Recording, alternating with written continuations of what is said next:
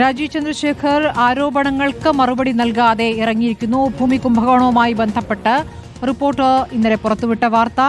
അഭിഭാഷകനായ ജഗദീഷ് ഉയർത്തിയ ആരോപണം ഹൈക്കോടതിയിലും കർണാടക ഹൈക്കോടതിയിലും സുപ്രീം കോടതിയിലും എത്തിയിരിക്കുന്ന ആരോപണം, ചീഫ് ജസ്റ്റിസിന് വന്നിരിക്കുന്ന പരാതി, ആ ചോദ്യങ്ങളോട് മറുപടി പറയാതെ മറു ആരോപണം ഉന്നയിച്ചുകൊണ്ട് മുന്നോട്ട് പോവുകയായിരുന്നു. വളരെ വേഗം തന്നെ വാർത്താ സമ്മേളനം അവസാനിപ്പിച്ച് ഇറങ്ങുകയും ചെയ്തിരിക്കുന്നു. റോഷിപാലുണ്ട്.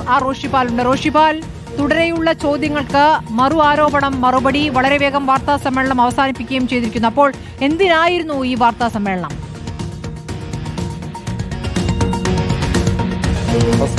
ഉയർന്ന ആരോപണങ്ങളിൽ ഒന്നും മറുപടി പറയാതെ മാധ്യമപ്രവർത്തകരെ അധിക്ഷേപിച്ചുകൊണ്ടാണ് ഇറങ്ങിപ്പോയത്. മാധ്യമപ്രവർത്തകർക്ക് ഏറ്റവും മോശമായ ആംഗ്യം കാണിച്ചാണ് ഏറ്റവും ഒടുവിൽ BJPയുടെ സംസ്ഥാന അധ്യക്ഷനായ രാജീവ് ചന്ദ്രശേഖർ ആ മീഡിയ റൂമിൽ നിന്നും പുറത്തേക്ക് ഇറങ്ങിയത്. ഒരുപക്ഷെ കേരളത്തിലെ രാഷ്ട്രീയ പ്രവർത്തകർക്ക് ഏറ്റവും അപമാനകരമായ രീതിയിലുള്ള ഒരു ആംഗ്യം കാണിച്ചു. റിപ്പോർട്ടർ ഉൾപ്പെടെ എല്ലാ മാധ്യമങ്ങളെയും ഇങ്ങോട്ടേക്ക് BJP സംസ്ഥാന കമ്മിറ്റി വിളിച്ചതിന്റെ അടിസ്ഥാനത്തിലാണ് എത്തിയത്. പക്ഷേ റിപ്പോർട്ടറിന് മറുപടിയില്ല എന്ന് തുടക്കം മുതൽ പറയുന്നു. BJPയുടെ ജനറൽ സെക്രട്ടറി, സംഘടനാ ചുമതലയുള്ള ജനറൽ സെക്രട്ടറി അതിനേക്കാൾ മോശമായ രീതിയിൽ അധിക്ഷേപിച്ചുകൊണ്ട് സംസാരിക്കുന്നു. ഏതായാലും ഈ അഴിമതി ആരോപണത്തിന്, ഭൂമി കുംഭകോണത്തിന് ഒരു മറുപടിയും രാജീവ് ചന്ദ്രശേഖർ ഇല്ല എന്നതിന്റെ ഏറ്റവും വലിയ തെളിവാണ് ഇന്നത്തെ വാർത്താ സമ്മേളനം. ഒരു അക്ഷരം പോലും കൃത്യമായി മറുപടി പറയാൻ പറ്റുന്നില്ല. അതുകൊണ്ടാണ് ചോദ്യങ്ങൾക്ക് മുന്നിൽ ഒളിച്ചോടിയത്. ഏറ്റവും ഒടുവിൽ ആ വേദിയിൽ നിന്ന് ഇറങ്ങിപ്പോകുമ്പോൾ ഏറ്റവും മോശമായ ഒരു പൊതുപ്രവർത്തകൻ ഉപയോഗിക്കാൻ പാടില്ലാത്ത ആംഗ്യം പ്രയോഗിച്ചാണ് ഇറങ്ങിപ്പോയത്. ഒരുപക്ഷെ BJPയുടെ സംസ്ഥാന ഘടകമാകെ, BJP സംസ്ഥാനത്തെ പ്രവർത്തകർ ഒന്നാകെ പ്രതിരോധത്തിലാകുന്ന തരത്തിലുള്ള ആക്ഷേപങ്ങൾ ഒരു സംസ്ഥാനത്തെ ഏറ്റവും പ്രധാനപ്പെട്ട അഭിഭാഷകനെ ഉയർത്തുന്നു. ആ വാർത്ത നേരത്തെ തന്നെ അത് കർണാടക നിയമസഭയിൽ ഉൾപ്പെടെ പ്രതിപക്ഷം ഉയർത്തി. അതിന് അന്നത്തെ മുഖ്യമന്ത്രി അടക്കം ഇത് വലിയ തട്ടിപ്പ്, ക്രമക്കേട് ഈ ഭൂമി ഇടപാടിൽ നടന്നു എന്ന് ഉത്തരം നൽകി. അന്ന് കോളിംഗ് അറ്റൻഷനായി നിയമസഭയിൽ ഈ വിഷയം വന്നതാണ്. അതിനുശേഷം ദേശീയ മാധ്യമങ്ങളടക്കം ഈ ഭൂമി ഇടപാട്, BPLന്റെ ഉടമസ്ഥതയിലുണ്ടായിരുന്ന വ്യവസായ വകുപ്പ് നൽകിയ ഭൂമി അത് പിന്നീട് മറച്ചുവെച്ചത്, ചട്ടങ്ങളെല്ലാം കാറ്റിൽ പറത്തി മറച്ചുവിറ്റത് സംബന്ധിച്ച് പലവട്ടം ദേശീയ മാധ്യമങ്ങൾ വാർത്ത നൽകിയതാണ്.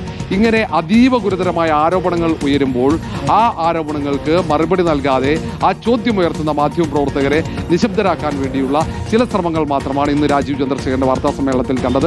ഏതായാലും ഇത് സംബന്ധിച്ച തെളിവുകൾ പുറത്തേക്ക് വരുമ്പോൾ വലിയ ആശങ്കയും വലിയ അസ്വസ്ഥതയും രാജീവ് ചന്ദ്രശേഖരനും ഇന്ന് വേദിയിലുണ്ടായിരുന്ന BJPയുടെ നേതാവ് സുരേഷിനും ഉൾപ്പെടെ ഉണ്ട്. അതുകൊണ്ട് തന്നെയാണ് ആ തരത്തിൽ മാധ്യമപ്രവർത്തകരെ അധിക്ഷേപിച്ചുകൊണ്ട് വേദിയിൽ നിന്ന് പുറത്തേക്ക് ഇറങ്ങിയത്. PM ശ്രീ പദ്ധതിയുമായി ബന്ധപ്പെട്ട ചില കാര്യങ്ങൾ പറഞ്ഞ് അതിദാരിദ്ര്യ മുക്ത സംസ്ഥാനമെന്ന് പ്രഖ്യാപിക്കുന്ന സർക്കാരിനെതിരെ ആരോപണം ഉന്നയിച്ച് അവിടെ നിന്നും ഈ വാർത്താ സമ്മേളനം ചോദ്യങ്ങൾക്ക് ഉത്തരം പറയാതെ അവസാനിപ്പിക്കുകയായിരുന്നു. റിപ്പോർട്ടറിന് മറുപടിയില്ല എന്നത് ആവർത്തിച്ച് ഓരോ ചോദ്യം വരുമ്പോഴും ആവർത്തിച്ച് റിപ്പോർട്ടർ TVക്ക് മറുപടിയില്ല, റിപ്പോർട്ടറിന് മറുപടിയില്ല എന്നായിരുന്നു അദ്ദേഹത്തിന്റെ മറുപടി. അതിനെ അപ്പുറത്തേക്ക് ഒരു മാധ്യമ പ്രവർത്തകരെ ഏറ്റവും മോശമായ രീതിയിൽ ആ ദൃശ്യങ്ങൾ നമുക്ക് കാണിക്കാവുന്നതാണ്. അങ്ങനെ ഒരു ആംഗ്യം കാണിച്ച് കേരള ചരിത്രത്തിൽ ഇന്നേ വരെ ഒരു രാഷ്ട്രീയ പ്രവർത്തകൻ, ഒരു സാമൂഹ്യ പ്രവർത്തകൻ, പൊതുപ്രവർത്തകൻ കാണിക്കാത്ത തരത്തിൽ ഏറ്റവും വഷളത്തരം കാണിച്ചുകൊണ്ടാണ് രാജീവ് ചന്ദ്രശേഖരൻ BJP സംസ്ഥാന അധ്യക്ഷൻ പുറത്തേക്ക് പോയത്. ഒരുപക്ഷെ BJP നേതൃത്വം പോലും നാണിക്കുന്ന തരത്തിൽ BJPയുടെ പ്രവർത്തകർക്ക് ഏറ്റവും മാന്യമായ ആരോപണങ്ങളോട് ഇങ്ങനെയാണോ പ്രതികരിക്കേണ്ടത് എന്നുള്ള ചോദ്യമാണ് രാജീവ് ചന്ദ്രശേഖരന് നേരെ വരുന്നത്. റിപ്പോർട്ട് അപ്ഡേറ്റ് ബ്രേക്കിംഗിലേക്ക് പോകുന്നു. രാജീവ് ചന്ദ്രശേഖരൻ ലക്ഷ്യമിട്ടത് 1000 കോടിയുടെ ഭൂമി കുംഭകോണമാണ്. നിർണായക രേഖകൾ ഇപ്പോൾ റിപ്പോർട്ടിന് ലഭിച്ചിരിക്കുന്നു. രാജീവ് ചന്ദ്രശേഖരന്റെ കമ്പനി ആവശ്യപ്പെട്ടത് 500 ഏക്കറാണ്. സർക്കാർ കൈമാറിയത് 175 ഏക്കർ ഭൂമി മാത്രം.